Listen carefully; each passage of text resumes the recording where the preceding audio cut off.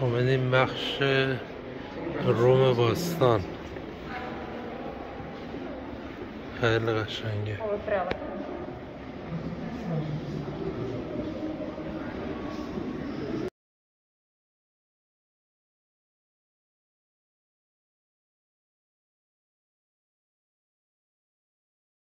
یکی از سالن‌های خیلی معروفشه که خیلی سالن بزرگیه.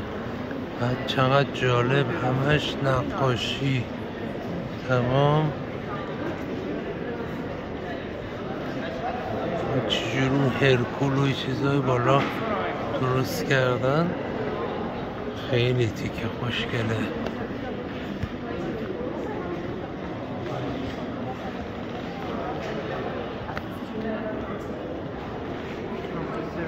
نقاشی هم که تمام مال پادشاه هاشونه. اینجا هم که آثار باستانی گذاشتن. خیلی سالن دیگه از همه جا قشنگتر این سالنه بود.